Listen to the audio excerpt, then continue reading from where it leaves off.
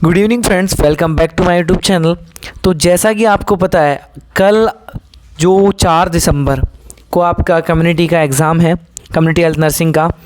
तो उसके लिए लास्ट सीरीज क्वेश्चन जो एक बेस्ट इंपॉर्टेंट क्वेश्चन थिंग्स है, उसके लिए आज इस वीडियो में हम चर्चा करेंगे कि जो बच्चे अभी मैसेज कर रहे हैं कि सर हमें लास्ट नाइट जो क्वेश्चंस आते हैं, मैचिंग क्वेश्चंस हैं, उनके बारे में बता दीजिएगा।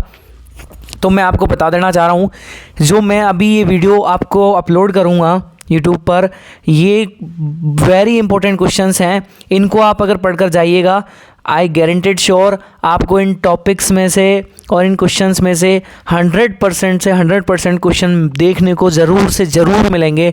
तो आप प्लीज़ इस वीडियो को स्किप मत कीजिएगा और लास्ट तक बने रहिएगा इस वीडियो के अंदर।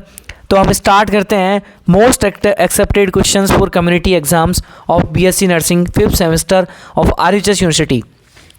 तो सबसे पहली बात करते हैं फर्स्ट क्वेश्चन के बारे में। कम्युनिटी हेल्थ नर्सिंग की डेफिनेशन, उसके स्कोप, उसके प्रिंसिपल्स, उसके रोल्स एंड रोल्स के साथ साथ जो नर्सिंग रोल्स आते हैं कम्युनिटी हेल्थ नर्सिंग के, उनके बारे में मैंने आपको अभी जो वीडियो अपलोड की है उसमें पूरा एक एक डिटेल्स वाइज समझाया है। तो आप वहाँ से भी पॉइंटों को उठाकर अपने एग्ज़ाम पेपर के अंदर लिख सकते हैं। सेकंड क्वेश्चन की अगर हम बात करें तो सेकंड क्वेश्चन के बारे में बात आती है health care delivery system in India. मैंने आपको पिछली वीडियो में भी ये चीज़ बताई थी, जो मैंने पिछले एक्सेप्टेड क्वेश्चंस बताए थे कम्युनिटी के अंदर, उनमें भी मैंने हेल्थ केयर डिलीवरी सिस्टम पर बहुत ज़्यादा जोर दिया था कि health care delivery system is a most effective delivery system. और हमेशा इससे एक ना एक क्वेश्चन बन के आता है, वो मॉडिफाई होकर आएगा। आपको ये ज़रूर से ज़रूर पढ़कर जाना है।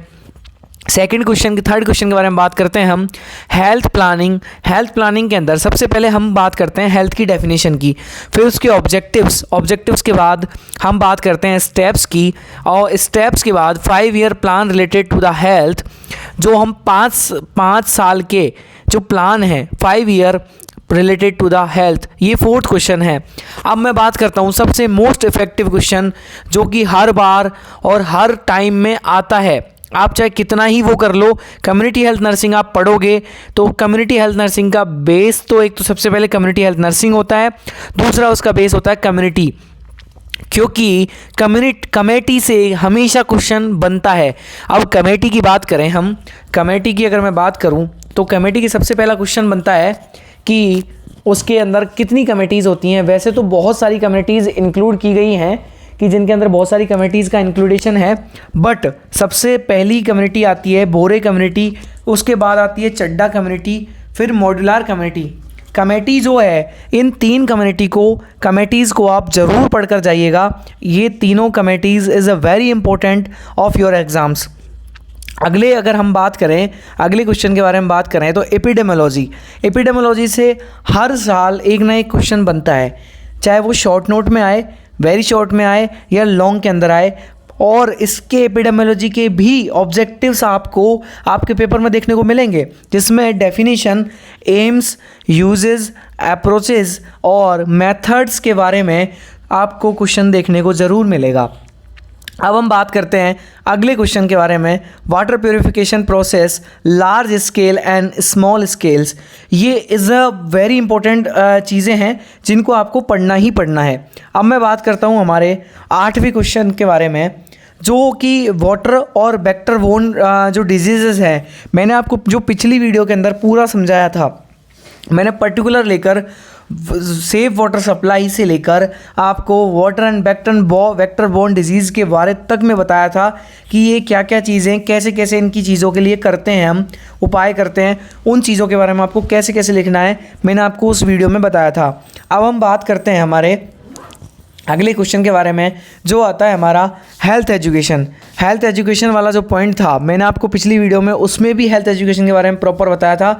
हेल्थ एजुकेशन होता क्या है, उसको किस किस तरीके से प्रिंसिपल उसके लिखे जाते हैं, मेथड्स हैं, और हेल्थ एजुकेशन को इफ़ेक्ट करने वाले जो उसके बैरियर्स हैं, हेल्थ एजुकेशन को जो इफ़ेक्ट करने वाले उसके बैरियर्स हैं, उनके बारे में मैंने आपको पहले बताया था।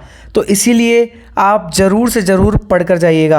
अब जो वाटर प्योरीफिकेशन प्रोसेस है, एक तो होता है, दो तरीके से वाटर प्योरीफिकेशन प्रोसेस होता है। सबसे पहला होता है लार्ज स्केल पर और उसके बाद होता है स्मॉल स्केल पर। तो दोनों को हमको पढ़कर जाना है। अब मैं बात करता हूँ communication. Communication is a way of meaningful words, मतलब कि आप किसी एक व्यक्ति से दूसरे व्यक्ति तक हमारी बात पहुंचाने का सबसे अच्छा मीडियम जो होता है वो कम्युनिकेशन होता है। अब कम्युनिकेशन के बारे में बात करें तो कम्युनिकेशन प्रोसेस, उसके टाइप्स, उसके मेथड्स और उसके बैरियर्स। मेथड्स इसमें राइट डाउन नहीं है तो आप प्लीज़ इंक्लूड कीजिएगा। अब मैं बात करता हूँ home visit and back technique पर।